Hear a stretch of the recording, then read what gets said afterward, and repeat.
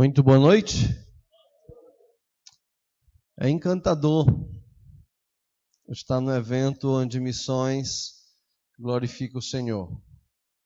É encantador estar num local onde as cores das nações são expostas e cantar músicas que nos lembram que essa terra é do Senhor e o Senhor há de restaurar. O Senhor está trabalhando nisso e é encantador ver que Ele está nos usando para isso. O privilégio de fazer parte disso é inexplicável. Ver essas cores, ouvir essas músicas, ver esse testemunho, pastor Fernando, pastor Irving, os nossos irmãos moçambicanos. Amados, eu tenho esse privilégio todos os domingos de manhã lá em Redenção. Nós somos uma igreja de um grupo de 5 nações. Mas é sempre encantador ter esse momento. Nunca é igual. Não tem um domingo igual ao outro. Sempre é uma amostra em miniatura daquilo que um dia será em larga escala. Todas as nações diante do Senhor adorando. Acostume-se com isso. Não acostumar-se no sentido negativo, mas acostume-se, apaixone-se por isso. Talvez esse é o melhor termo. Apaixone-se por isso. Queira isso, viva isso. E isso é de fato, de verdade, um dos grandes presentes de Deus para o seu povo. Não perca oportunidades de conhecer, reconhecer as nações, as suas necessidades, o projeto que Deus tem para as nações. Envolva-se nele. Certamente inclui você também. Que o Senhor nos abençoe nessa noite, enquanto nós abriremos a sua palavra no livro de Mateus, e que o Espírito Santo dele nos guie à sua verdade, para que nós possamos vivê-la na íntegra. Ontem à noite, nós abrimos a Bíblia em Mateus 28, não é para aí que vamos hoje, e então falamos sobre questões que nós já temos conhecimento disso. Nós já sabemos, repetidamente, nós sabemos que o Senhor nos manda fazer discípulos. Mas ontem falamos não sobre isso que já é tão conhecido, mas sobre o motivo do texto de Mateus 28, apontado por Jesus Cristo como um motivo para fazer missões. É porque Ele mandou, e Ele não é qualquer um. Ele diz ali que Ele tem toda a autoridade nos céus e na terra. E me permitam ainda, a mensagem de hoje é uma sequência da de ontem, por isso tem algo de ontem que eu não falei, mas que cabe muito bem falar hoje. Quando Jesus diz, toda a autoridade me foi dada no céu e na terra, por isso vai e faça discípulo, portanto ide, ele está dizendo, por causa dessa autoridade, vá e faça discípulos. Eu estou mandando porque eu posso mandar. E devemos lembrar, talvez esse é o motivo pelo qual as igrejas conhecem tanto a tarefa, mas não têm se aplicado a obedecer. O motivo é esse daqui, creio que isso estava na mente de Cristo. É que nós não obedecemos ordens. Já perceberam? Nós não obedecemos ordens. Você que é motorista, você passa aí numa avenida e está lá a placa de 60. É muito raro alguém que obedeça aquela placa. Mas se tiver uma autoridade lá, com um caderninho na mão, eu duvido você passar acima de 60. A ordem não mudou. A lei é a mesma. Mas agora tem uma autoridade lá. Se chegasse agora um homem embriagado ali naquele portão dizendo assim, ô fulano de tal, de quem é esse carro que está aqui? Tira esse carro da rua aqui porque está me atrapalhando. Certamente alguém da igreja ia conduzir o homem lá para fora, para não atrapalhar. Mas se chegasse uma autoridade militar ali fora dizendo assim, olha, eu preciso que retire esse carro daqui agora. Estou ordenando que tire porque precisa ser tirado. O dono do carro ia bem direitinho pedir desculpa e tirar o carro. O bêbado mandou, mas ninguém obedece a ordem. É a mesma ordem que o policial deu, só que o policial é uma autoridade. Portanto, nós sabemos demais o que é para fazer. Agora nós precisamos olhar para quem é que mandou fazer. Lembre-se disso, quando estiver desobedecendo a ordem de fazer discípulos. Mateus capítulo 9 é o nosso texto para hoje. Então, se sabemos o que fazer discípulos, Se nós sabemos por que fazer, porque aquele que tem toda a autoridade nos céus e na terra mandou fazer, talvez a nossa questão agora é como fazer. Já sei o que fazer. Não quero desobedecer porque não quero brincar com esse homem que tem tanta autoridade. Mas como fazer? Mateus capítulo 9, verso 35 ao 38, também é um texto muito conhecido, mas devemos nos deleitar nesse texto e aprender, relembrar, aprofundar as lições que Jesus Cristo, o Senhor das missões, nos traz nesse texto. Vocês vão ficar aí mais tempo sentados, então, por favor, vamos esticar um pouquinho e ficarmos em pé. Mateus capítulo 9, verso 35 ao 38, diz assim a palavra do Senhor Deus. E percorria Jesus todas as cidades e povoados, ensinando nas sinagogas, pregando o evangelho do reino e curando toda sorte de doenças e enfermidades. Vendo ele as multidões, compadeceu-se delas, porque estavam aflitas e exaustas, como ovelhas que não têm pastor. E então se dirigiu a seus discípulos: a seara, na verdade, é grande, mas os trabalhadores são poucos. Rogai, pois, ao Senhor da seara, que mande trabalhadores para a sua seara. Vamos orar. Nosso bendito Deus, soberano Pai, Rei absoluto sobre todo o universo visível e invisível, Criador dos mais altos céus e de toda a terra, fundador dos mais profundos oceanos, Criador de cada ser vivente, autor da vida de cada um dos indivíduos que já nasceram e dos que ainda vão nascer. Ó Senhor Deus querido, nós clamamos a Ti por este momento, onde a Tua palavra é aberta dentro deste culto oferecido a Ti. Culto oferecido a Ti por meio de cânticos, de belos e verdadeiros cânticos, que nos inspiram, nos estimulam a levar a glória do Teu doce e poderoso nome por todos os rincões dessa terra.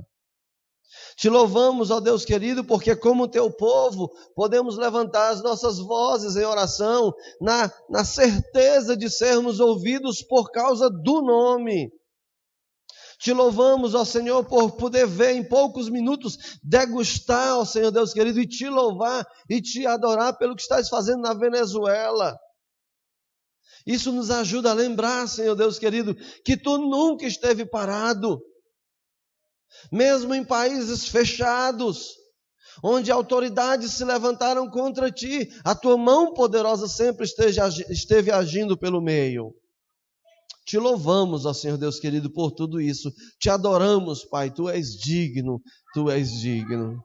Agora te pedimos, ó Senhor, que o Teu Espírito Santo, que em nós habita, ensine-nos a Sua palavra. Tenha misericórdia do pregador, Deus, tenha misericórdia. E tenha misericórdia do Seu povo. E por Sua graça, e somente por ela, nos instrua, nos alimente, nos desafie, quebra-nos e cura-nos, porque só Tu sabes e podes fazer isso. Em nome de Cristo nós assim suplicamos. Amém, Senhor Deus. Os irmãos podem assentar-se.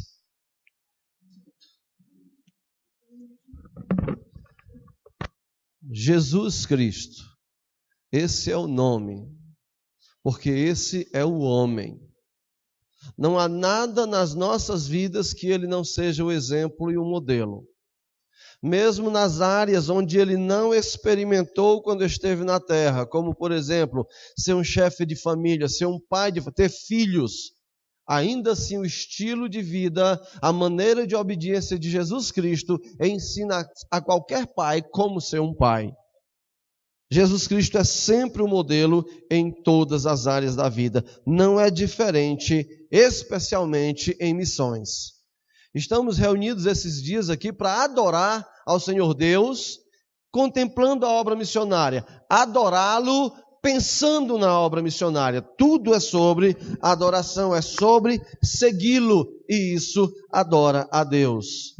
Qualquer homem, qualquer mulher que hoje está no campo, está por causa de Jesus Cristo. Se é alguém que leva a sério a fé, só pode estar por causa de Jesus Cristo. É o modelo dele que nos espelha. E qualquer um que porventura pretenda, almeje, deseje, ainda vai estar em um campo, seja um campo lá longe, mais próximo, ou mesmo um campo local, precisa ter firmemente Jesus Cristo como modelo de sua vida e de seu ministério. Qualquer coisa fora disso vai ser engano e frustração. Somente o ministério que tem Jesus Cristo como modelo no início, no meio, terá um fim que glorifica a Deus. Então tenha em Jesus Cristo a pessoa supra-suma exaltada de toda a obra missionária. Se é seu desejo perceber como se faz, aqui está um texto para nós observarmos. Mateus capítulo 9, verso 35 ao 38, nós temos Jesus Cristo em ação missionária, em ação missiológica, em ação missional. Primeira coisa que o texto nos aponta é que ele era um homem de ação. E se queremos pensar em missões, não tem como uma igreja, um crente, um grupo de crentes, não tem como uma igreja fazer missões se ela não estiver disposta a agir. Missão é uma palavra que termina com ação. Obra missionária não se faz parado.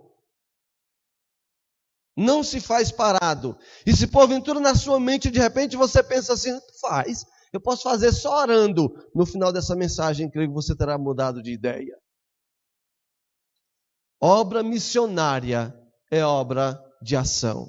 Diz o texto que Jesus percorria todas as cidades e povoados. Ele de fato caminhava em busca dos perdidos. Ele caminhava para promover a glória de Deus, para expor a vontade e o plano de Deus em salvar pecadores. Ele não ficava no seu lugar parado, ele ia onde as pessoas estavam necessitando, em todos os lugares, cidades grandes, povoados pequenos. Jesus Cristo olhava para todos esses lugares e ia aonde era possível ele ir.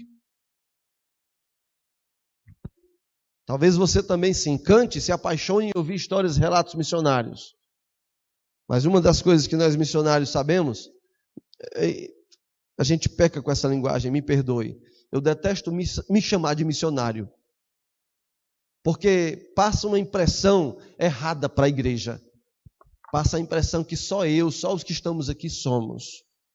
Isso é um equívoco. Estou tentando combater isso na minha mente e tentar instruir o povo de Deus que todos fomos chamados a isso.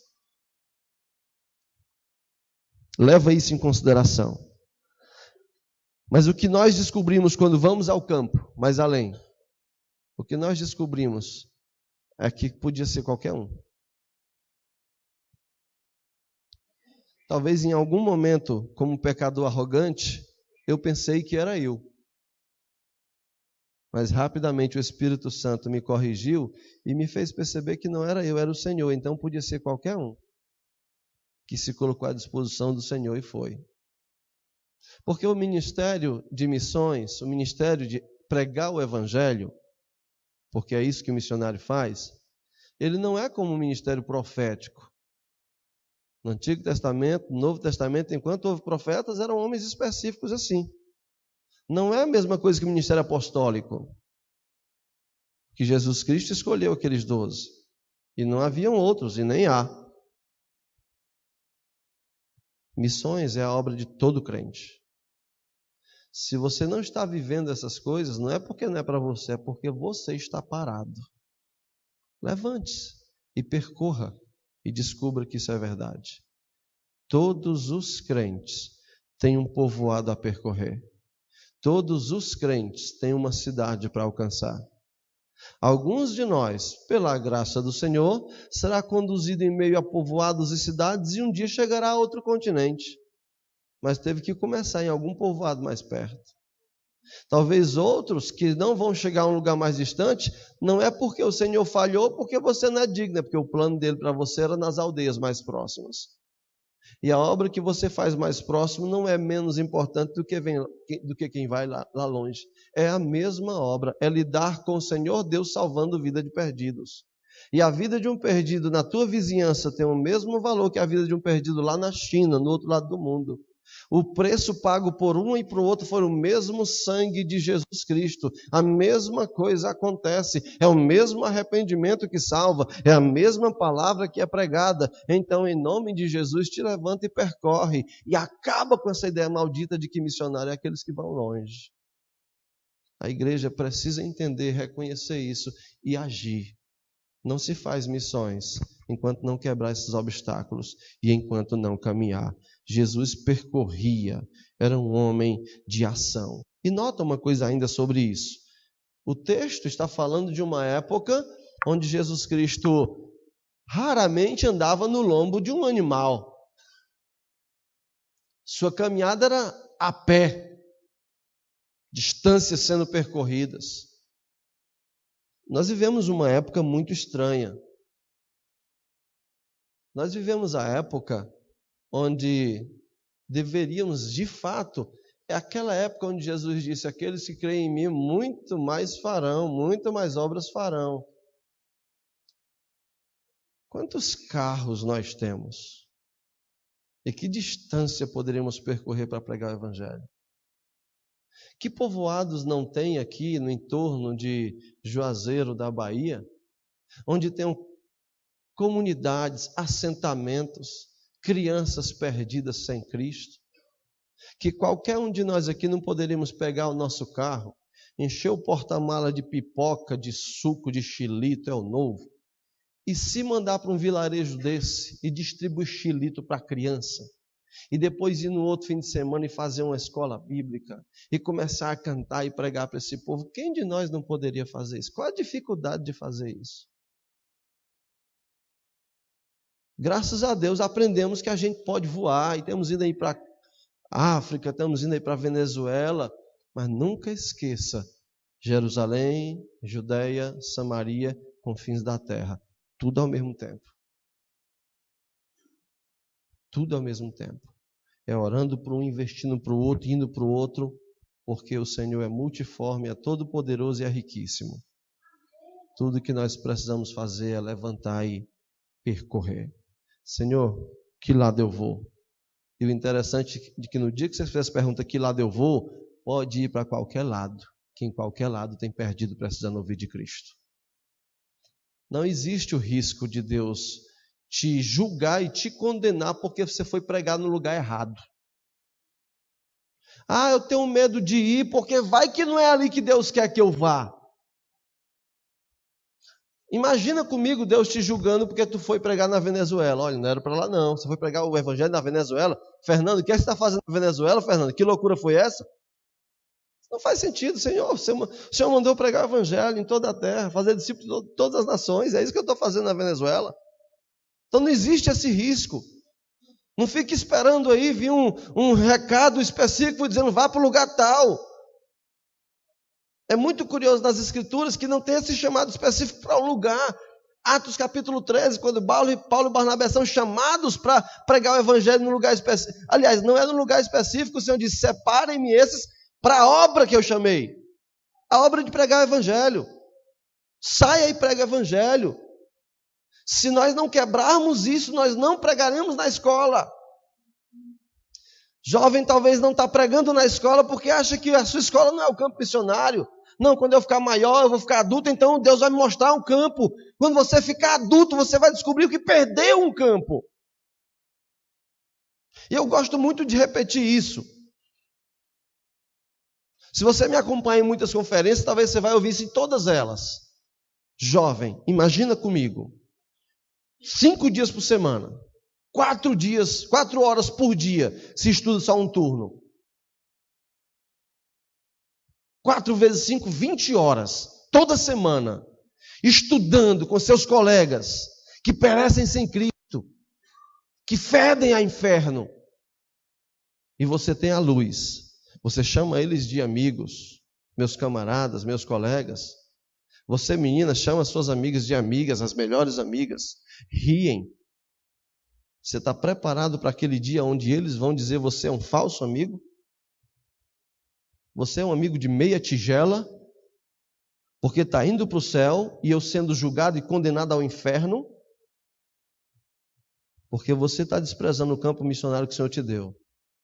Nós somos igrejas que cremos em soberania. Isso quer dizer que Deus governa tudo. Você acha que está na escola que está por acaso? Se você crê num Deus soberano, aliás, se você crê ou não, Ele é soberano de qualquer jeito. Ele te colocou lá para que você fosse missionário na sua escola. E no teu emprego? Você passa 8 horas por dia ao lado de alguém, trabalhando com ele. Você tem sido luz? Ou os teus colegas também serão mortos em seus delitos e pecados, sem que tenham ouvido o evangelho da tua boca? Aí você admira os que vão longe, enquanto você admira, enquanto você olha para o vento, você não planta. Admire e louve a Deus, mas como exemplos do que você tem que fazer onde está. Comece a percorrer nos povoados. Se você é um seguidor de Jesus Cristo, um seguidor de Jesus Cristo não é alguém que é na teoria. Não é. Não é, muito cuidado, crente em Jesus Cristo. Um seguidor de Jesus Cristo não é algo teórico. Muitos estão se enganando com isso.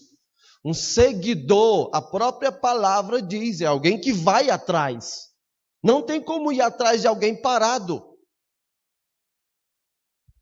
Percorria cidades e povoados. Portanto, se você quer seguir o modelo de Jesus Cristo, acostume-se a trabalhar arduamente para fazer o evangelho chegar em lugares onde ainda não tem sido abraçado.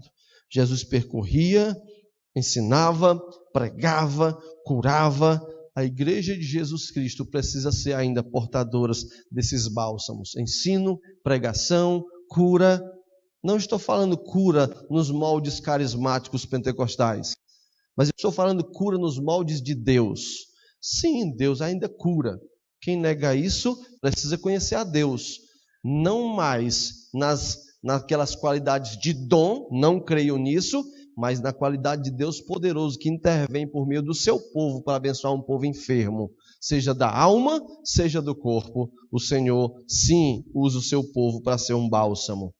A Igreja Bíblica Batista lá em Redenção, ela está inserida no meio de uma comunidade profundamente carente, em todos os aspectos, espiritual, acima de tudo, mas todos os outros. E temos sido usados por Deus para servir de cura para aquele povo. Cura espiritual, cura da alma também. Temos uma criança que tem um problema sério de pele. E a família não tem como resolver os problemas que são sérios da enfermidade daquela criança. E a criança, eu encontrei com ele antes de ontem, estamos em período de férias do projeto que temos com 210 crianças, e encontrei com ele e os pais, e a criança costuma ter o rosto inchado, e ela estava com o rosto totalmente limpo. Intervenção da igreja, orando e dando dinheiro para a criança se cuidar, porque a família não tem como se cuidar daquela criança. Deus intervém por meio da sua igreja e leva cura aos povos, cura espiritual e cura física também. O Senhor Deus ainda é poderoso e sempre será. O seu povo só precisa agir nos moldes de Jesus Cristo e a glória dele será manifestada. Agora, por que Jesus percorria? O que o motivava a sair em povoados, em cidades, onde quer que fosse? Versículo 36 diz que ele tinha visão. Vendo ele as multidões. Mas eu também vejo. E aí, por que é que não me movo? Porque você não vê com os olhos de Jesus. Ver nesse texto, ver aqui, não é a capacidade de olhar. É diferente olhar e ver. Nós olhamos o tempo todo para muita gente. Você olha para os seus colegas na escola, você olha para os seus colegas no trabalho, mas você não os tem visto.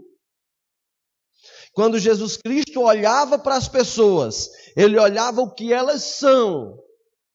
Jesus Cristo olhava para pessoas, criaturas criadas de maneira amorosa pela santa e poderosa mão de Deus, para a glória de Deus. E isso trazia ao coração de Jesus um peso em ver que o diabo, que os pecados das pessoas as levaram para longe disso. E é tanto que no texto diz que ao ver, Jesus sentia compaixão. Pensa um pouco com você. O que você vê quando olha para um teu colega de aula ou de trabalho, ou da tua rua, ou aquele teu familiar que ainda não confia em Jesus Cristo? Pensa um pouco sobre isso. Pensa nele agora. Em qualquer pessoa da tua escola, do teu trabalho, da tua casa, da tua comunidade que não é um crente. Se quiser, feche os olhos e pense em alguém. O que você vê? Eu vou te dizer o que é que Jesus via.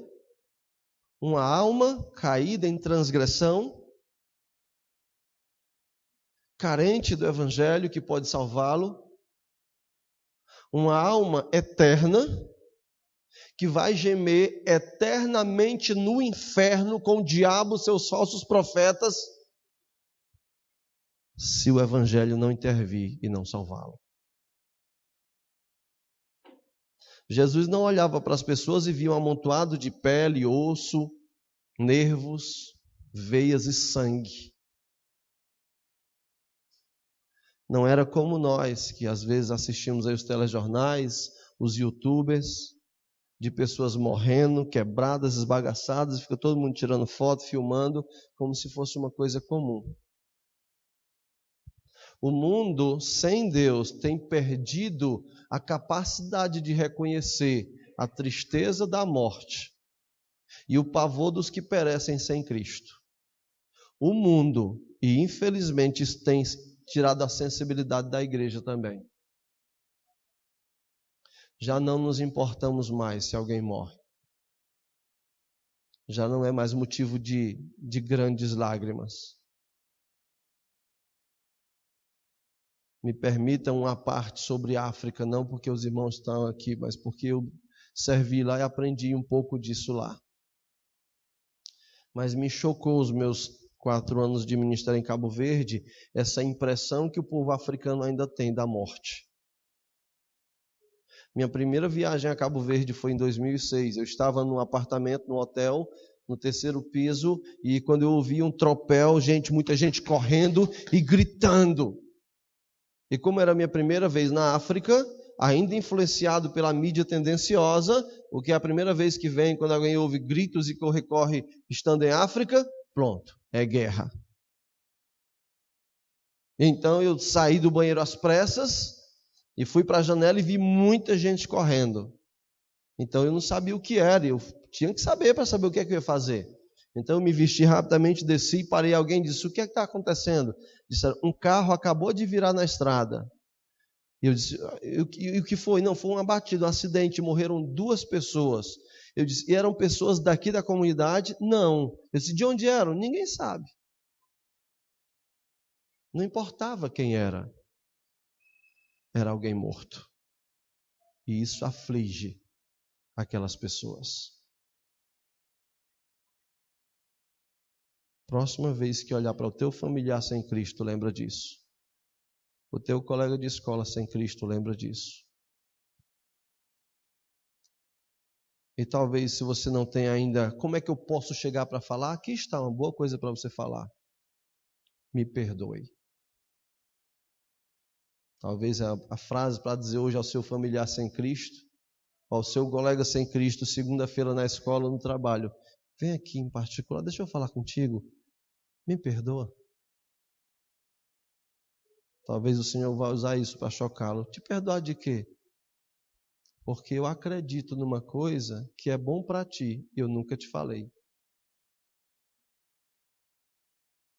Eu acredito em algo e parece que eu estou vivendo como quem não acredita. É algo bom para ti, eu nunca te falei. Eu preciso te falar, tu pode me escutar? Jesus te ama. Ele está disposto a perdoar os teus pecados se você confessar a Ele. Foi o que eu fiz e hoje eu sou salvo em Cristo. Você também pode fazer. Me perdoe nunca ter dito isso. Tenha visão como Jesus das pessoas. São seres eternos que caminham para uma eternidade sem Cristo, a não ser que o Senhor intervenha por seu intermédio e o Evangelho seja exposto. e então ela creia, a eternidade será com Cristo. Quando você vir as pessoas com os olhos de Jesus Cristo, você sentirá o que Jesus sentiu, compaixão. A palavra compaixão é uma junção de sofrer junto. Paixão é sofrimento, é dor, a paixão de Cristo, o sofrimento, a dor de Cristo. Compaixão, sofrer junto, sofrer por alguém. Quando você olha com os olhos de Jesus Cristo, acontece com você o que aconteceu com ele quando olhou para Jerusalém incrédula. Jerusalém, Jerusalém, que matas os profetas e apedrejas os que te foram enviados. Quantas vezes eu quis te acolher debaixo das minhas asas. Compaixão. Se você não tem compaixão dos perdidos, se não te dói a alma ver as pessoas caminhando sem Cristo, embora estejam rindo, não sabem nem de quê, não sabem que o dragão está prestes a engoli-lo, que o leão ruge à sua volta, mas riem como seres que não sabem o que é que vem pela frente, riem à toa, enquanto você conhece a Cristo, você conhece a eternidade, e não intervém, não se coloca entre ele e o inferno. Então você é carente de conhecer o amor e a compaixão que Jesus Cristo teve por você. Porque foi isso que ele fez com você, se você é um salvo. Ele instigou o coração de alguém a te amar e ter compaixão de você. E por amor a ele, obediência a ele, interviu entre você e o inferno. E o Senhor te amou e você foi salvo. Deveríamos nós sermos portadores da mesma graça, compaixão. Jesus olhava aquelas multidões e ele via que elas estavam aflitas e exaustas como ovelhas que não têm pastor. Nós vivemos uma época exatamente assim. As pessoas estão cada vez mais aflitas e exaustas como ovelhas sem pastor. Cada vez mais tecnologias, cada vez mais bens de consumo e cada vez mais pessoas vazias.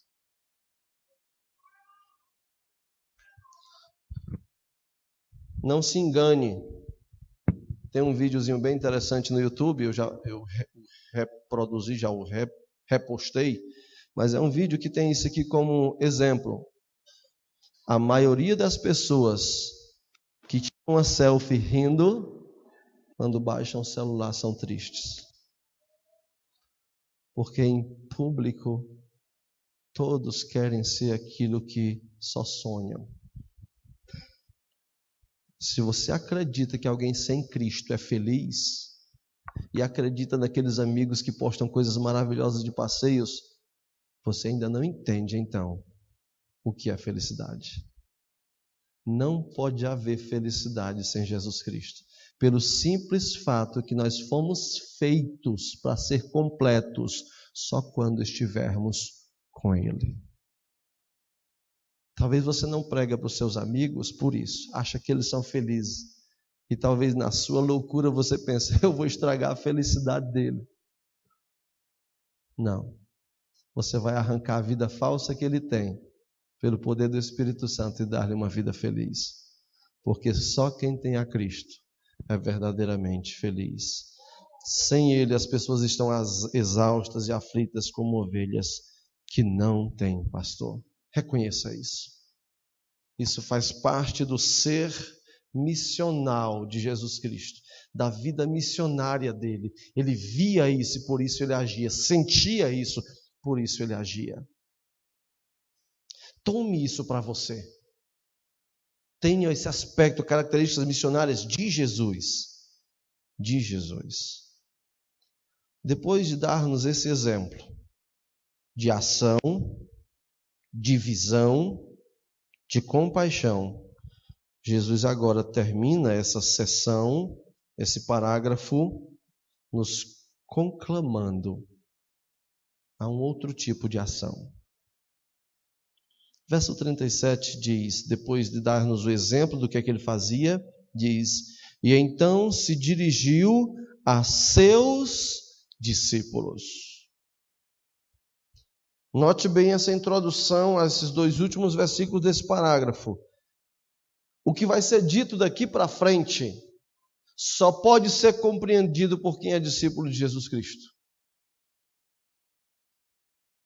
Duas coisas preciso acrescentar sobre isso. Primeira, se você não entender, ou não gostar, ou discordar, ou não está nem aí para o que vai ser dito daqui para frente, eu te convido a ser discípulo dele a partir de hoje, porque é um forte indicativo de que você ainda não é.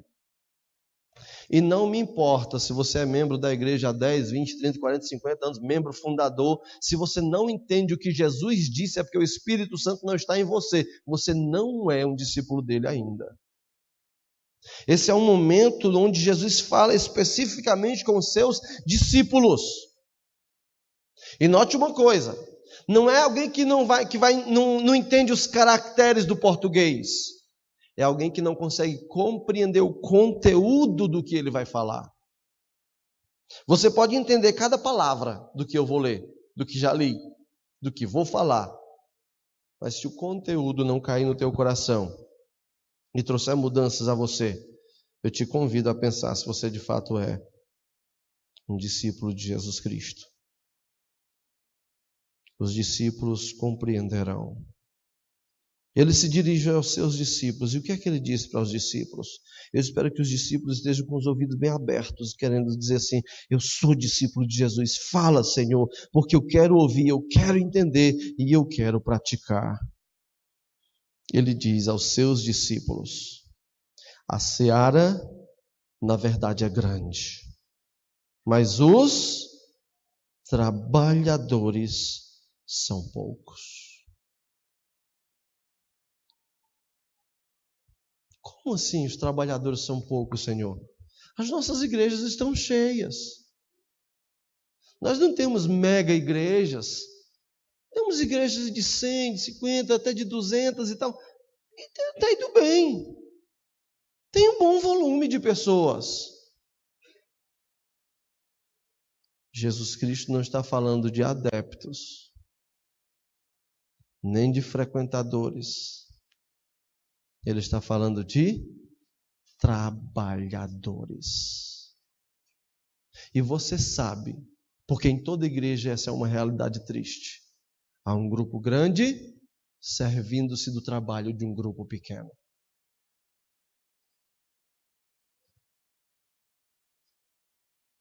Jesus Cristo podia ter usado aqui a palavra: a seara é grande, mas os adeptos são poucos, os seguidores. Ele está falando de trabalhadores. E depois dessa constatação, ele faz-nos um desafio. Rogai, pois, ao Senhor da seara, que mande o quê? Trabalhadores para a sua seara. Não membros, não adeptos. Não é uma agremiação.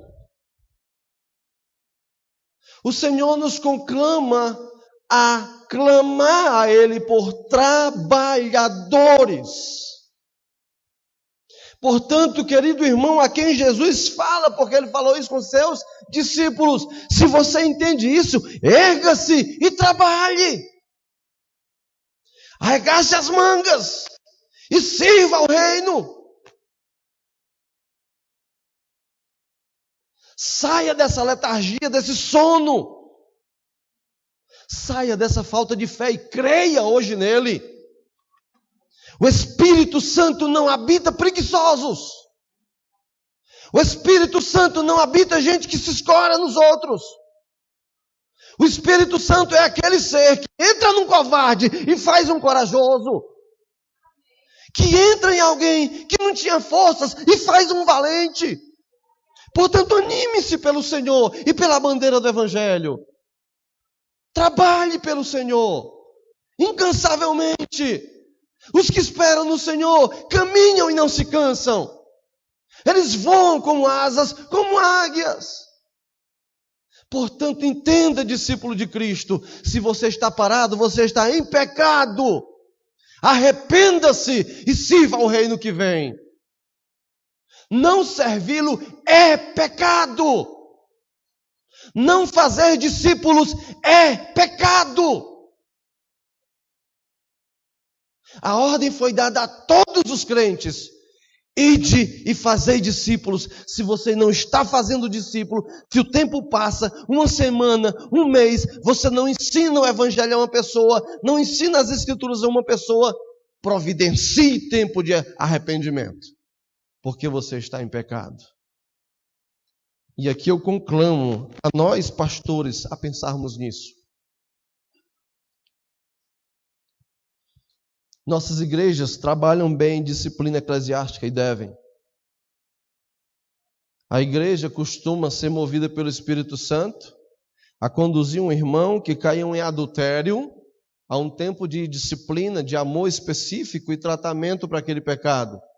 Por que é que fazemos isso? Porque a igreja não gosta de pecado? Não é por isso, a gente faz isso porque Deus diz que odeia o adultério.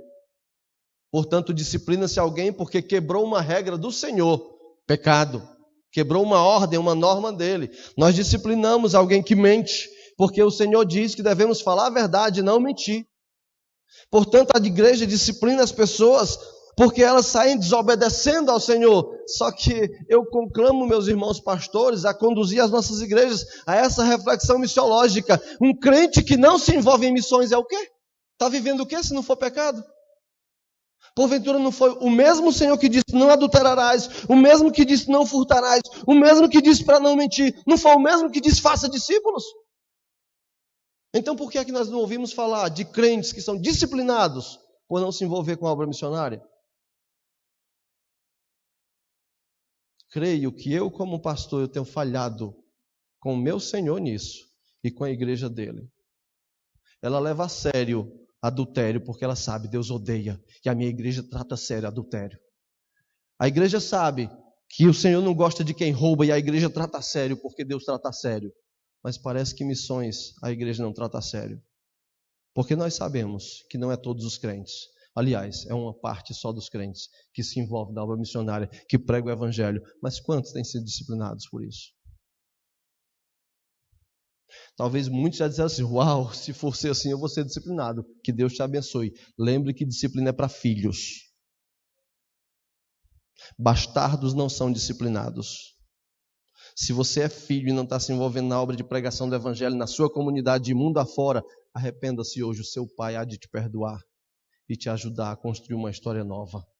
Só não ache que é normal viver a fé cristã sem reproduzir-se. Não é.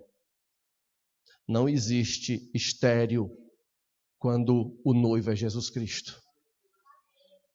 Uma igreja que casou com Jesus produz filhos.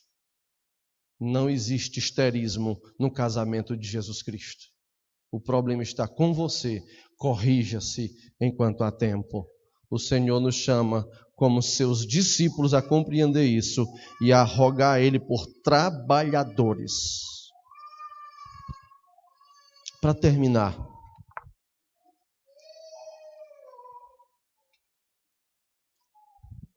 perceberam que Jesus não disse para a gente orar por trabalhadores? Ele poderia ter usado essa palavra orar, existe a palavra para isso. Ele também não usou a palavra pedir, ele usou a palavra específica rogai. Qual a diferença entre rogar, pedir, orar? A diferença é essa. Quando você está precisando de uma coisa, mas que você pode passar sem ela, você pede, você ora. Por exemplo, você tem um carrinho que ele serve aqui na sua comunidade e você diz ao Senhor, Senhor, se o Senhor quiser me abençoe, que o meu trabalho, o meu suor me permita trocar esse carrinho velho num carro melhor. No momento que o Senhor quiser, me abençoe com isso. Em nome de Jesus, amém. E aí você fica ali trabalhando e amém. O Senhor não deu ainda condição, passou um mês, passou um ano, você continua com aquele carrinho. Tudo bem, nenhum problema com isso. Vai para a igreja, aqui a colar leva na oficina, tudo bem. Você pede por isso, você ora por isso. Isso é orar, isso é pedir. Agora Jesus falou para rogar por trabalhadores. Qual a diferença então aqui entre rogar, pedir e orar? Vou usar o mesmo exemplo do carro. Suponhamos que o teu carro não dá o mínimo de segurança de você sair da cidade. Só que você sabe que fora dessa cidade tem um povoado que carece de Cristo. E você sabe que se você for nesse carrinho, ele não vai até a metade do caminho. Então você nem cumpre a tarefa e ainda fica sem carro. Então você vai suplicar. E deve ser algo mais ou menos assim. Me permitam esse exemplo. Eu creio que o que suplica vai dizer assim: Senhor, o Senhor me fez tomar conhecimento daquele povoado no lugar tal. Eles não têm lá a tua luz, não há uma igreja pregando o evangelho lá. O Senhor sabe que eles perecem caminhando a longos passos para o inferno. O Senhor tocou meu coração, eu preciso levar o evangelho lá para aquelas pessoas, mas o Senhor sabe que se eu for lá nesse carro, esse carro não chega na metade do caminho, e eu vou ter que gastar dinheiro para chamar alguém lá, consertar e voltar, e não vou conseguir cumprir a tarefa. O Senhor vai deixar aquele povo perecer sem ouvir o evangelho. Eu quero ir, mas esse carro não me dá condição. O Senhor vai deixar eles perecerem, porque quem tem carro bom não quer ir, mas eu quero.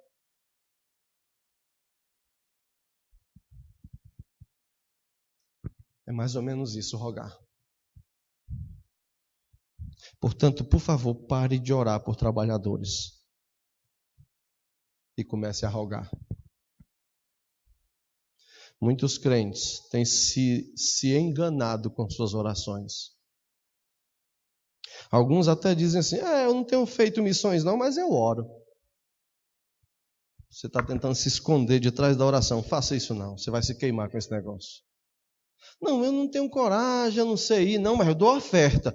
Faça isso não se esconda de trás da sua oferta, não, isso é perigoso. Você pode estar insinuando que Deus é corrupto, que Ele está disposto a receber o teu dinheiro e não cobrar a tua responsabilidade. Não faça isso. Arrependa-se, arregace as mangas e gaste-se por aquele que se gastou por você. Sabe por que Jesus usou essa palavra, rogai? Há um motivo para isso. E talvez é por falta de entender isso que você ainda não arregaçou as mangas. Venha comigo terminar essa mensagem em Lucas, capítulo 10. Em Lucas, capítulo 10, Jesus Cristo está referindo-se à mesma fala, está dando a mesma fala. Lucas 10, 2. Assim está escrito na palavra do Senhor. Lucas 10, 2. Ele lhes fez a seguinte advertência: a seara é grande, mas os trabalhadores são poucos. Rogai, pois, ao Senhor da seara, que mande trabalhadores para a sua seara. É o mesmo texto que lá em Mateus termina aí, só que aqui em Lucas não termina aí. Jesus continuou falando. E qual é a próxima coisa que ele diz, depois de dizer para rogar por trabalhadores para a sua seara? Qual é a próxima coisa que ele diz? Vá. E aqui está o motivo pelo qual o Senhor usou a palavra rogar. Todo crente que rogar por trabalhadores,